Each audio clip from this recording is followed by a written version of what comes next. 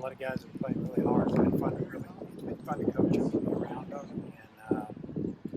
And we've changed up some things on how we're handling our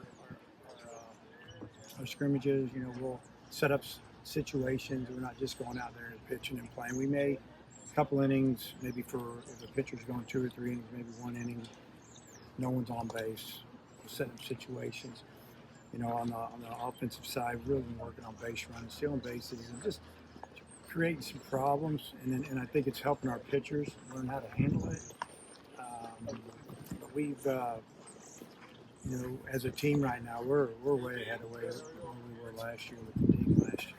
Is it more situational stuff than you've typically done the first couple of weeks in past years? Yeah, because we just let the situations evolve through the game. Now we're going ahead and setting them up. So, we might have to sack somebody over or try not to hit a double play. And pitchers are having to hold runners. And it just gives us a chance to maybe play more real baseball. It makes the game more real, so to speak. And I think it's really challenging for pitchers to keep an eye on the runners and still deliver good pitches. And I think that we made it a little bit more difficult to do that. And our pitchers have made some bad pitches, even though they have great arm. And we're doing a good job offensively.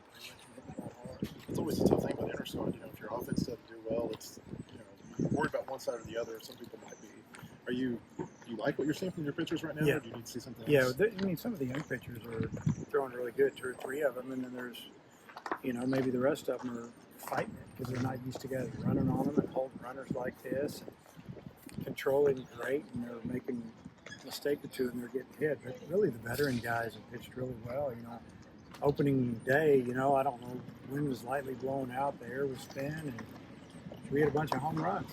6 innings, we had like 10 off 96 to 98 mile-an-hour fastballs. So what do you do? A couple of them weren't located too bad either. So, hats off to the offense. And, the pitcher can be fine. Speaking of the freshmen, Frazier and Clark in particular, just how impressive have you been? How impressive have you been with those and what they've been able to do? Yeah, you start with Clark. All he's doing is getting hits. He went 1 for 2 today, and probably the first 3 scrimmages he had, I'm going to say he's already got around 10 hits. And he's got 3 home runs, a couple extra base hits. He's a good player. I had a great tournament at the end of the year out in New Mexico, and he was like 12 or 17 or something crazy, and he picked it up right. We left it off here off some good arms, and Frazier's done a great job too. I want him to feel he's got an incredible arm. We're just trying to get him to calm down a little bit with it and stay within and play for a long time. Don't hurt that thing and slow him down sometimes. The freshman a little sped up, but he's doing a good job. He makes mistake pitches.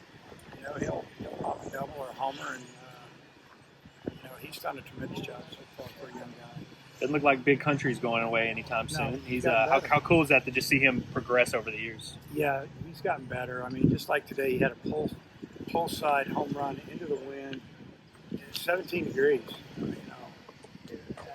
don't know how it looked, about 110 maybe. Shot out here. Usually when he pulled the ball, it's been topspin. And his backspin balls are going opposite field. But he's gotten better everywhere. Body's in great shape. Gained a lot of experience this summer, and I'm sure a lot of confidence. So it's exciting to see him. He can play third also. Seems like Iredale just can't stop hitting right now. Just how impressive was it to firstly get him to campus and what you've seen from him so far? Yeah, he's a guy we didn't think we'd get here. A lot of the junior college guys, if they get offered, they're going to take it. And, he wanted more than they were going to offer. I think it's going to end up being a good move for him. Definitely helped us. And, he's had 3 or 4 home runs already, and 2 or 3 of them have been opposite field, and they haven't been cheapy. They've been off my window or high off that scoreboard, and pulled one into the seats, I think, first day. So, good defender, but it was great when we got him through. We didn't think we would, and he's definitely going to help us. Does he look like a third baseman? I mean, is that where you see him? Yeah, he's third baseman. He fields everything, and he just kind of throws what he needs to throw. He kind of throws darts, his arm action, and you don't realize it, but he can really run. If he hits the ball on the gas, he can run. He's one of the faster guys on the team. And, They didn't ask him to do that at the junior college because he hit for an average. He had home runs. We're teaching him how to run a little bit and do some things, and I think we're going to help him. How's Hunter Dietz? Yeah, he's coming along. He's good to go. We're just not rushing him a bit, and I think you'll see him before we're done this fall. I met Fisher in his role. Yeah, he's ahead of schedule too. You know, he had that internal race, so we're hoping that he's ready for the season. Any other injuries you're dealing with right now? Maybe one, but I don't think I can talk about it right now. But it's, you know, you'll you know, I think they'll say elbows bother him. You might be hearing something about that. Just, you know, that's what slowed him down last year and took him out. Looks like it's not getting better. It's good to see Landon out there today. I don't know, I can't pronounce his last name, but Landon, the big I just lefty. call him Landon. I call him Lantern, and we call him Cheese. He's a great kid. But, yeah, he threw his one inning. Fastball sat at 95, I think. And that's a little better breaking ball that he showed today. But it's good to get him out there. You know, he's probably a little nervous. And fun to see these guys compete. Yeah, the young guys are pretty good. You look at Gibber, what he did today. He sat at 95. He stayed 6. I think he's got 6 outs in 2 innings, and they're all strikeouts. So, that's another guy. He's been throwing like this all year. We wouldn't have got him. He's up and down the senior year, but competitor too. All the moving, the runners and everything, it kind of feels like your teams from the first guys. Yeah. Because early we didn't have as much power. This team's got as much power as any team because we have a lot of guys who can hit it out the park. We also have 4 guys that can run. So we told them, it's like on a day like this, you can't depend on the ball getting out of the park. I mean, Aloy in the first inning hits the ball 110 miles an hour. And it didn't make it out there. Normally that ball's on the battery. And last night the game put it out. It just didn't play it was today. So we've been really working on running, and we have power, but we've got to be able to do some other things. You said you were thinking about it, early last season, about just changing up the type of athletes you bring up. But when you see Kentucky have the type of success they've had, and Kansas State had success against you, does that maybe validate your thinking?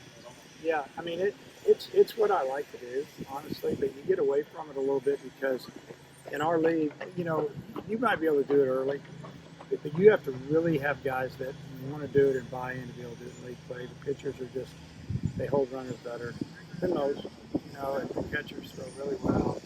So you don't want to run yourself out of it. We're just giving ourselves an opportunity to do it.